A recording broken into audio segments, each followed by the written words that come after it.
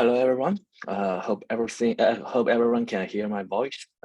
And welcome to the week 8 of statistical analysis in public affairs.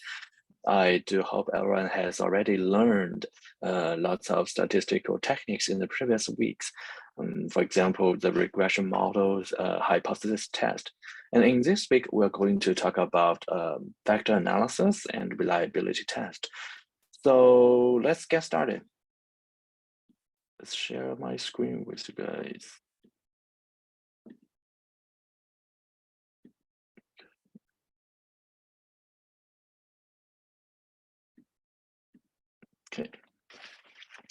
Okay, factor analysis and reliability. So in statistics, we have something similar to factor analysis. So we have principal component analysis and factor analysis. Those two are quite common methods to reduce the dimension of independent variables. However, the logical reasoning of the two methods are quite different. So that's why I include principal component analysis into this factor analysis class.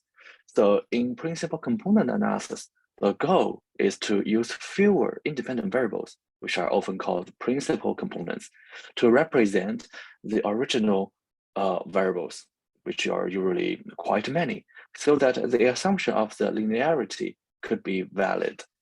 So suppose you have too many independent variables, it is quite difficult to avoid multilinearities. If we use principal component analysis, we can combine all those linearly correlated independent variables into something called a principal component, so that we have every other component to be independent with each other. So we can use linear regression correctly. But on the other hand, in factor analysis, the goal is not to reduce the dimension. Actually, we try to use observable variables to induce the effect of unobservable factors, which are often called latent variables.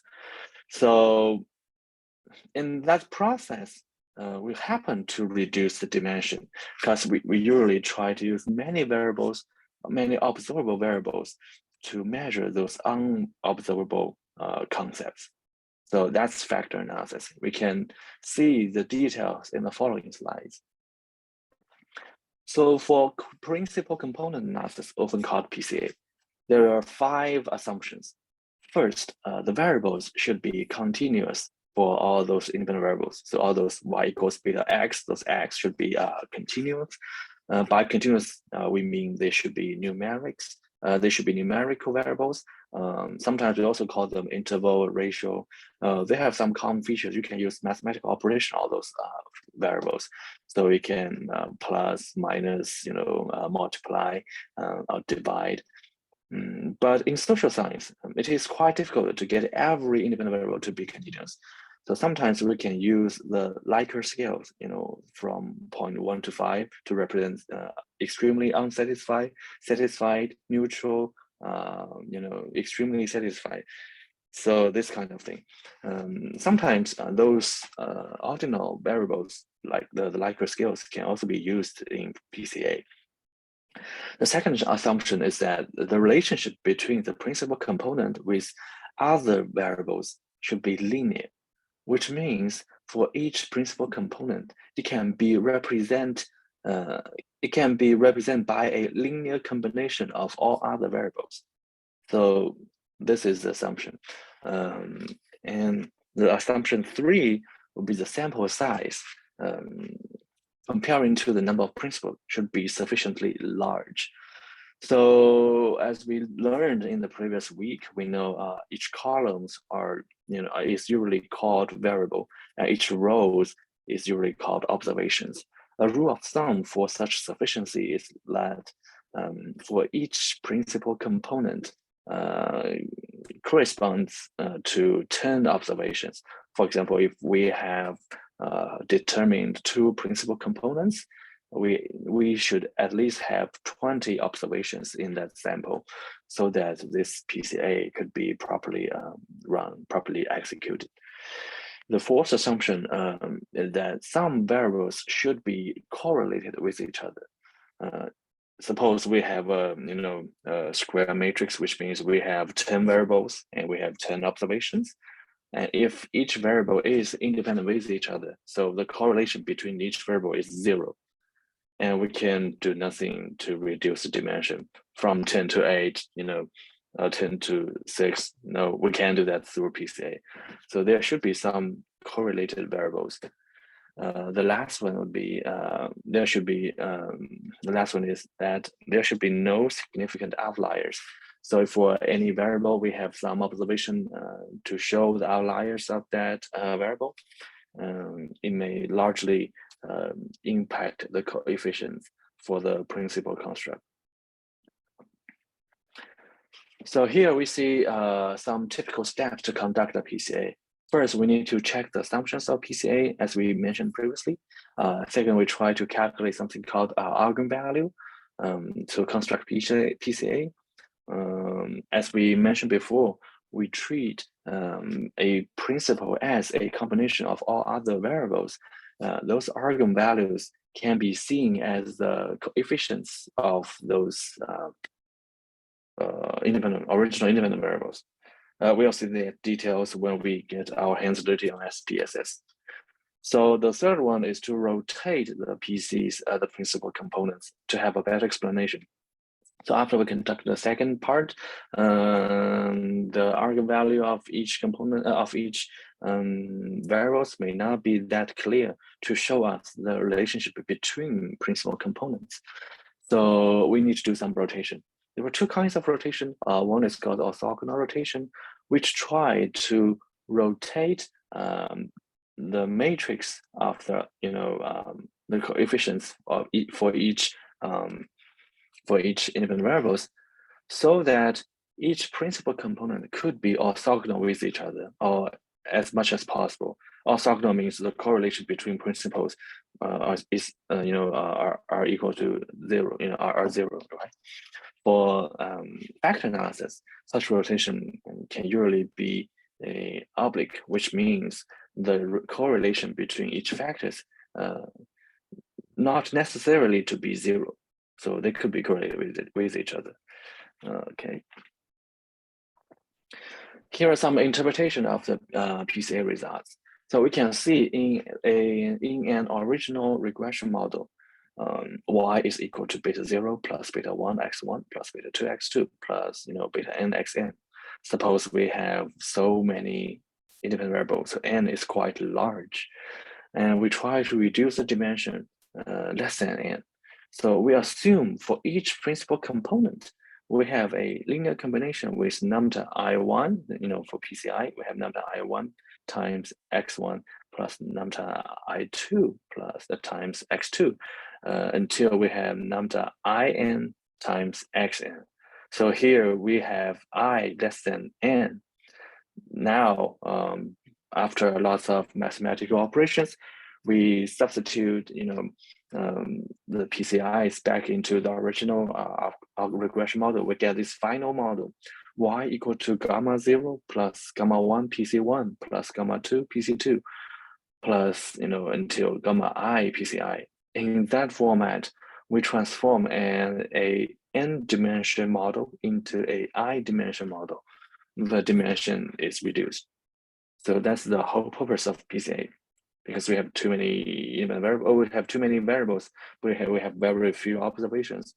We try to make our linear model valid using PCA to solve the multicollinearity issue.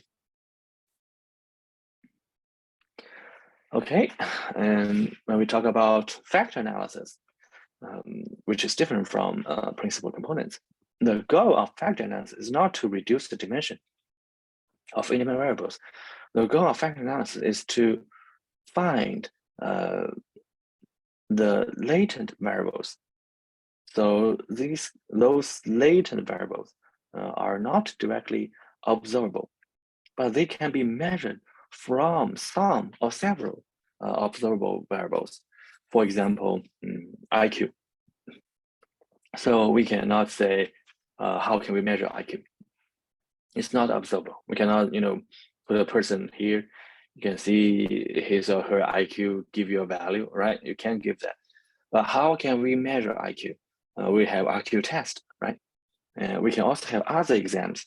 For example, for business school, everyone should take a GRE or GMAT to enter business school. Those GMAT exam, they have lots of questions. For each questions, they have different points. So we can, if we use number of question, or if we use question as independent variable, we may have 100 or 200 independent variable. For each independent variable, we have, well, they're not really independent, but for each variable, we can have the score value of that student.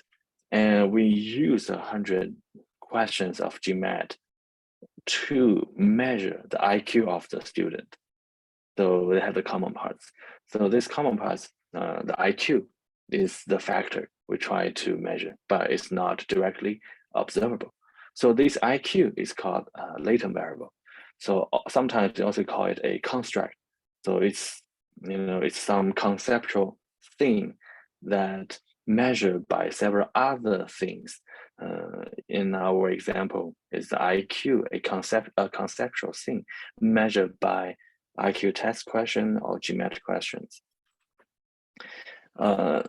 Third, there are general two major factor analysis methods. One is called exploratory factor analysis, which will be introduced here in this class.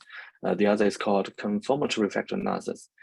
So the difference between these two is still quite obvious. So for the first one, we have no previous knowledge about those observable variables, but we try to explore the potential construct for some potential factors. However, in confirmatory factor analysis, we have already known the theory. We know the structure. Something can be measured by other things based on some theory. So they are similar, but we have, so one is exploratory analysis, the other is theoretical support analysis. So confirmatory factor analysis won't be introduced in this class. It will be kind of similar and a little bit redundant. And in the following class, in week 9, we are going to touch structural equation model. Through that class, we can have better understanding of confirmative factor analysis. Okay, there are still several assumptions for factor analysis. Many of them are, same or similar to the assumptions in PCA. For example, the continuity of independent variables, the sufficient sample size, and the linear relationship. But the difference is that for principal component analysis, we assume a principal component is a combination of all other independent variable or original variables. But in factor analysis, vice versa, we put things in a inverse order. We assume each independent variables is a combination of different factors plus some system error. Okay, so we can see by this definition, the total variance of a variable can be partitioned into two parts. One part is called common variance, should be represented by the factor. The other is called the unique variance, is something specific to that question or specific to that original variable. So the common variance share the common certain shared among certain set of variables. So we may have multiple variables to share some common variance, and that thing should be the variance of the factor. So we have many different independent variables to represent a factor or to measure a factor. And as we mentioned before, the factor is also called a construct because it's a concept not directly measurable or not directly observable. Okay. And the unique variance consists two parts too. One is the one I mentioned previously. It's the specific variance of the question itself, of the individual original variable itself. And another thing is a random error term. It's something cannot explain by the factor, nor by the variable itself.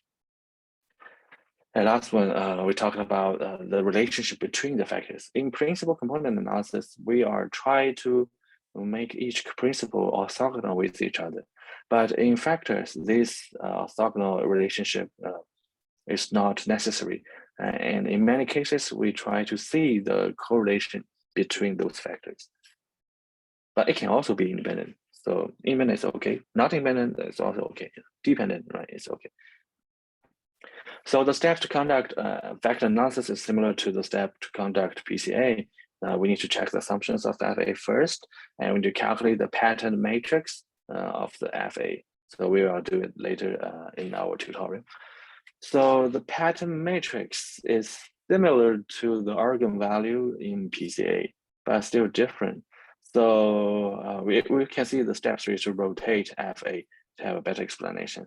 So the pattern matrix shows the loads of the relationship between independent variable and factors. Let me show you an example.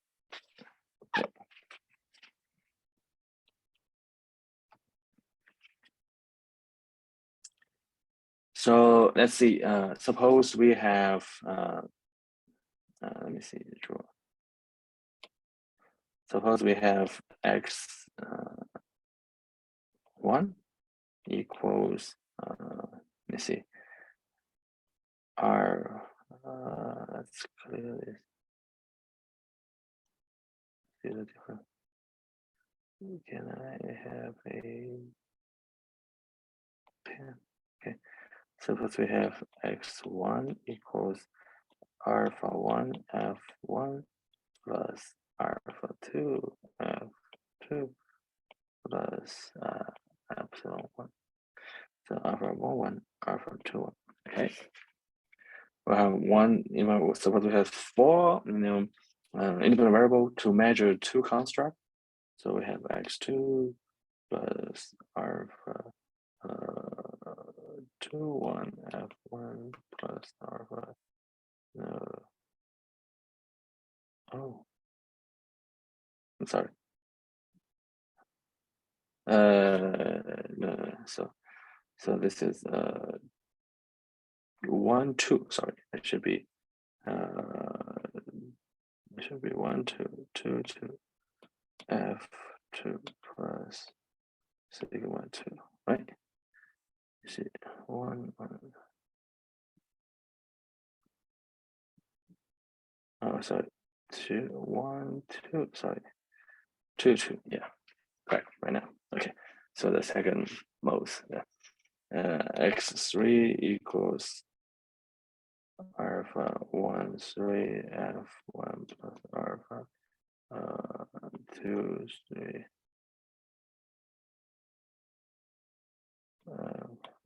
2 plus, okay, x4 equals alpha 1 4 f1 plus alpha 2 4 f2 plus 3. Okay, so unrotated matrix is called factor matrix. So a factor matrix should be look like factor matrix.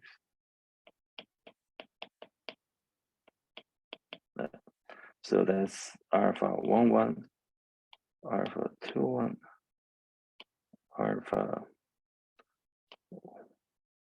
1 2, alpha 2 2, alpha 1 3, alpha 2 3, alpha 1 4, alpha 2 4. So this is the factor matrix. And we do some rotation to get a pattern matrix so that, F1 and F2 could be, orthogonal or independent. It depends on how we interpret the result. So here, just an example to show you what is a pattern matrix.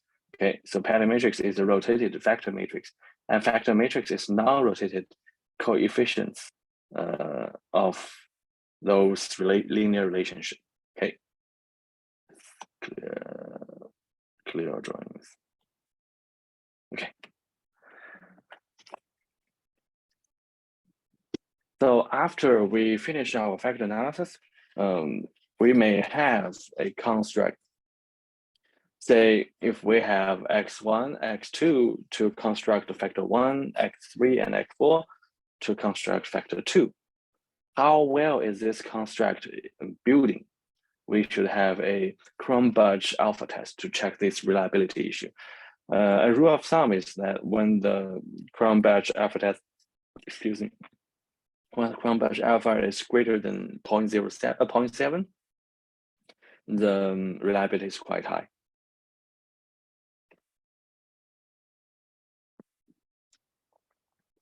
So again, we try to interpret the factor analysis result in the original regression model. We have still the same one, alpha y equals beta 0 plus beta 1 times x1 plus beta 2 times x2 until beta n times xn.